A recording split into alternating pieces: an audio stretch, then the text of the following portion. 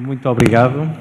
Queria saudar todos os presentes e agradecer o convite que me foi endereçado por este movimento, que me parece uma plataforma de discussão muito salutar e da qual podem surgir ideias e formas de resolver alguns problemas que todos nós vemos que existem e que queremos que sejam resolvidos. Portanto, eu chamo João Pedro Cardoso, sou médico oftalmologista, estou cá nos Açores há uns anos bons e tenho uma característica que não é nada de especial, mas é que já trabalhei nos 3 hospitais da região e, portanto, tenho uma perspectiva já também relativamente geral aos 3 que depois me levam também a pensar nesta temática que vos trago hoje.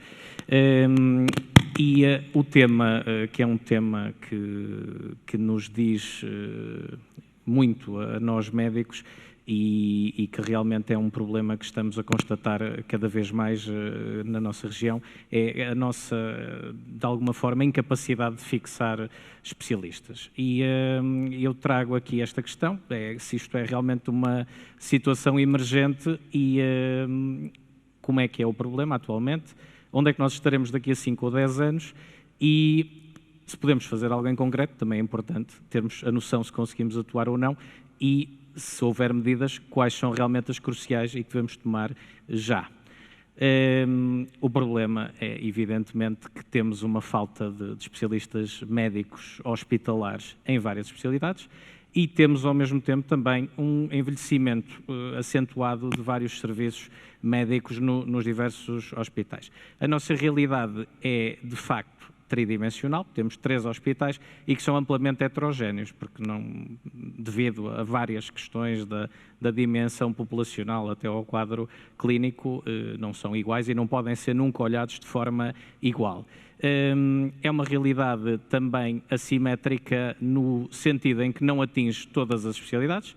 Nós temos algumas especialidades que conseguimos, de facto, formar e estamos a desenvolver alguns serviços robustos. E é um problema que, na minha opinião, é realmente emergente, porque em 5, 10 anos podemos ter alguns serviços clínicos que podem ficar sem especialistas e, inexoravelmente, terminarem. E isso não é bom para ninguém, sobretudo para os nossos estudantes. Os Açores são, evidentemente, não sou eu que digo, são uma região ultraperiférica, temos sempre esta questão das ligações aéreas que de facto, são sempre um problema para nós e para quem olha para a região como um potencial sítio onde queira desenvolver a sua atividade profissional e nunca devemos ter também isso longe do nosso pensamento. Há aqui também uma questão que eu vou falar, que é realmente que nós atualmente estamos unificados, entre aspas, em termos salariais com o continente e, de alguma forma, isso põe-nos numa questão de menos competitividade. Um assunto que eu falarei mais à frente, a exceção bem atual da região autónoma da Madeira, depois já compreenderão onde é que eu quero chegar. Portanto, temos então aqui que, de facto, um especialista médico demora alguns anos a formar. Eu pus ali uma conta que são 6 anos do curso de Medicina, 1 ano da formação geral chamada ano comum e depois 4 a 6 anos da especialidade. São, de facto, muitos anos e a nossa base de recrutamento preferencial nos Açores é relativamente curta, porque se olharmos apenas para os nossos alunos da Faculdade de Medicina da Universidade dos Açores, não são realmente muitos e também nos torna difícil depois, no futuro, conseguir recrutá-los. E aqui uma questão que surge é que nós atualmente não temos mecanismos preferenciais para conseguirmos, de alguma forma, reter os alunos quando acabam o curso e também os especialistas quando acabam a especialidade. Eu falarei mais detalhadamente ainda para a frente, mas de facto é uma situação que se apresenta como problemática, mas que certamente poderá ser resolvida. Como vocês podem ver aqui, eu fiz um elenco de várias especialidades que nós temos carenciadas. Posso eventualmente estar-me aqui a esquecer de alguma, mas são realmente especialidades que estão dramaticamente com poucos especialistas, algumas até com nenhum, e que temos como um todo, como serviço regional, pensar nesse problema e tentar, de alguma forma, que isto possa reverter-se, digamos assim. Trago também esta tabela aqui, eu estive a apurar estes dados nos últimos dias para não ser nem injusto, nem falso neste reporte que vos trago. Isto aqui é basicamente o nosso internato, ou seja, o número de internos que nós temos na região. Evidentemente, no H10, que é o hospital principal, temos muitos mais. Eu gostava de assinalar, apesar de eu estar a falar assim num tom mais pessimista, temos 80 internos em formação específica, portanto, internos de especialidade no Hospital Ponta Delgada. Em Angra e na Horta temos menos, sobretudo porque em Angra e na Horta só temos 2 especialidades que estão a ser formadas neste momento, que é a Medicina Interna e a Cirurgia Geral. Pelo que eu pude apurar, cá em Ponta Delgada temos já capacidade de formação para 20 especialidades, parece bastante, mas não é metade do número de especialidades médicas que existem. Portanto, podemos progredir muito e é nesse sentido que devemos olhar certamente.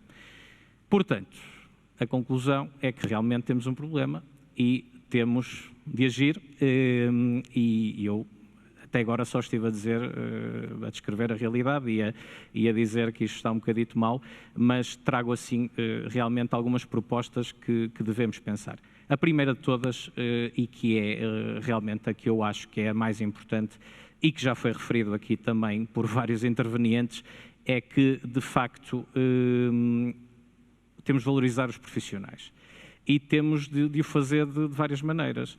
Se nós conseguirmos melhorar os nossos serviços clínicos, seja pela valorização técnica e tecnológica, que requer, evidentemente, investimentos, seja também pela valorização específica dos profissionais, permitindo-lhes a sua formação contínua, a sua diferenciação em técnicas que possam satisfazer não só o profissional, como dotar o Serviço Regional de Saúde de uma capacidade, de uma valência que até então não tivesse e de alguma forma o tornar mais autónomo, tudo isso será esplêndido. E este, para mim, é o grande desafio, é nós focarmos-nos nestas 2 propostas.